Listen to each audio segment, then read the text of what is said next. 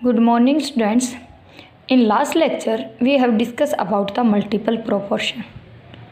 मैंने इनके नोट्स आप लोगों को सेंड कर दिए थे। आज हम बात करेंगे लॉ ऑफ रेसिप्रोकल प्रोपोर्शन। देखो बेटा, पहले इसको समझो है क्या, उसके बाद मैं इसको एक एग्जांपल के थ्रू समझाती हूँ। It state that when two elements combined separately, क्या कहता है, जब कोई भी दो एलिमेंट कंबाइन करते सेपरेटली किसके साथ, with third element having the fix mass. ठीक है, इन्होंने बोल दिया ना separately with fix mass of third element. क्या कहता है, जब भी दो एलिमेंट एक दूसरे के साथ कंबाइन करते हैं सेपरेटली, किसके साथ, एक दूसरे के साथ नहीं बेटा, वो तो बाद की बात है। सबसे पहले वो क्या करेंगे, दो एलिमेंट कंबाइन करेंगे सेपरेटली किसके साथ, थर्ड एलिमेंट के साथ, जिसके हमारे पास मासेज क्या होगी, सेम होगी। देन जो उनकी रेशियो है वो एग्रीमेंट करेगी बेटा किस रेशियो से, कि जब वो एक दूसरे के साथ कंबाइन करते हैं। कहने का मतलब ये है कि जब भी हमारे पास कोई भी दो एलिमेंट एक दूसरे के साथ रिएक्ट करेंगे तो उस दौरान जो रेशियो रहेगी, और जब वो क्या करेंगे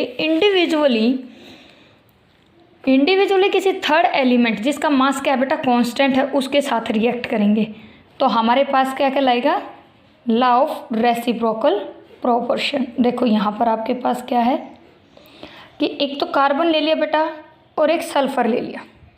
अब कार्बन क्या करता है, सेपरेटली ऑक्सीजन के साथ रिएक्ट करेगा तो क्या बनाएगा, CO2। सल्फर जब ऑक्सीजन के साथ रिएक्ट करेगा बेटा क्या बनाएगा, SO2। और कार्बन जब सल्फर के साथ रिएक्ट करेगा तो क्या बनाएगा, CS2। ध्यान से देखना, मैंने क्या कहा कि व्हेन द टू एलिमेंट्स, इसका मतलब हमारे पास इसका मास तो हमने क्या लेना बेटा, फिक्स लेना है, इसके मास में कोई चेंजमेंट नहीं होनी चाहिए। अब देखो क्या कह रहा है कि जब इसने एक एलिमेंट ने इस फिक्स मास वाले एलिमेंट के साथ कंबाइन किया तो ये बनाया, सल्फर ने किया तो ये बनाया, और जब इन्होंने इंडिविजुअली सेपरेटली खुद को, मतलब इसने इसके साथ, यानी कि दोनों ने आपस में रिएक्ट किया तो CS2। Then the ratio of these elements means बेटा कार्बन एंड सल्फर, क्योंकि ऑक्सीजन का मास तो हमने क्या कर दिया, फिक्स कर दिया। तो कहता है जब फिक्स करने के बाद जब इन्होंने अलग अलग जो कंपाउंड बनाए उनके अंदर जो इनकी रेशियो रहेगी, और जब एक दूसरे के साथ किया तब जो रेशियो रहेगी बेटा वो एक दूसरे की क्या रहेगी, एग्रीमेंट करेगी। ठीक है, यानी कि सिंपल होल रेशियो रहेगी। अब देखो यहाँ पर ऑक्सीजन 2 है बेटा, यहाँ पर भी ऑक्सीजन 2 है, इट मीन्स मास दोनों का सेम है। इफ़ इन एनी केस ऐसा नहीं होता तो हमें कुछ ना कुछ मल्टीप्लाई डिवाइड करना पड़ता, वो नेक्स्ट एग्जाम्पल लेकर चलूँगी। तो यहाँ पर देखो बेटा कार्बन कितना 1, इट मीन्स कार्बन का मास कितना है 12, सल्फर का मास हमारे पास कितना बेटा 32। आप बोल सकते हो 4 3 जा 4 8 जा। अब सेम केस मैं इसकी बात करती हूँ कि CS2। अब यहाँ पर देखो कार्बन का मास 12, लेकिन सल्फर कितने बेटा 2, तो आप मास कितना लोगे 64। ठीक है, उन्होंने गलत लिख रखा है 64। अब देखो 4 3 जा 4 1 जा और 4 6 जा 24। इट मीन्स एक दूसरे के सिंपल होल रेशियो आ गए, है ना, कि यहाँ पर 3:8 आ गया, यहाँ पर 3:16 आ गया।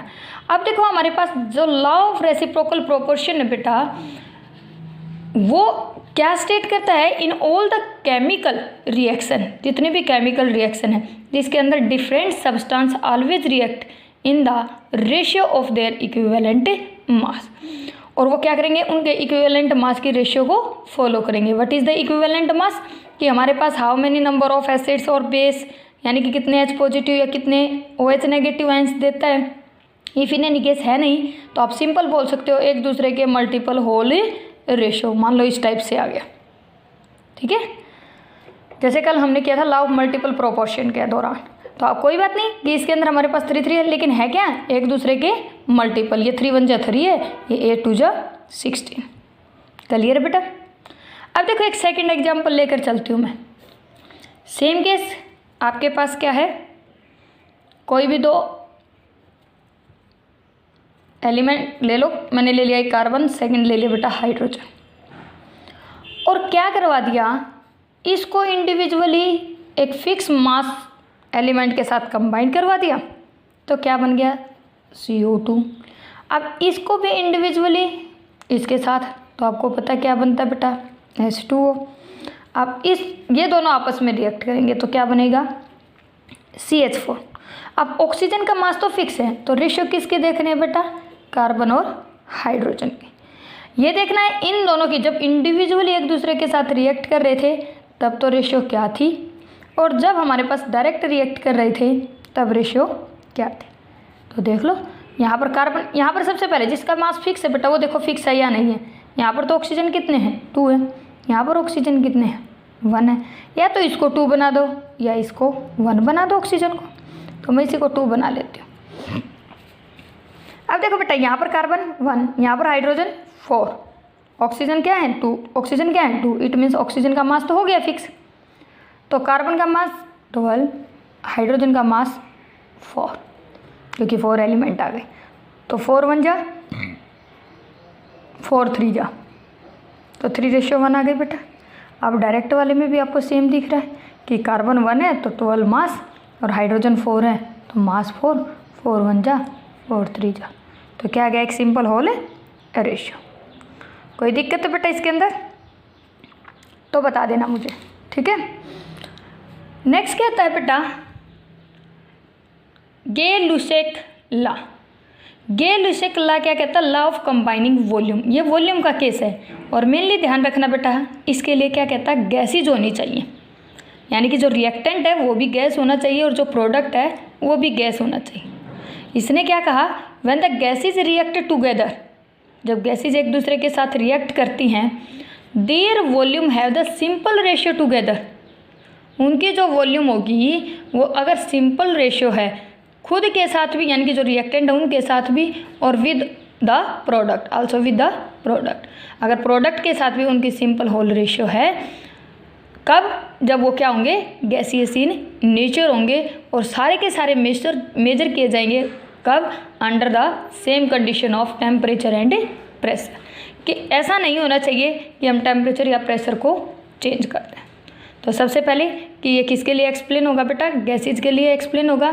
जब भी कोई गैसेज रिएक्ट करेंगी, मान लो यही है ना कि 3H2N2 give rise to 2NH3, अगर इसके 3 मोल थे, इसका 1 mole, then it have 2 mole, means जो हमारे पास रिएक्टेंट है उनकी जो वॉल्यूम होगी अगर सिंपल होल रेशियो में है तो प्रोडक्ट की भी क्या होगी सिंपल होल रेशियो में होगी। सिर्फ इस बात का ध्यान रखना अगर प्रोडक्ट भी किस में है गैसियस फॉर्म में, और किसके ऊपर बेटा under the same condition of temperature and pressure.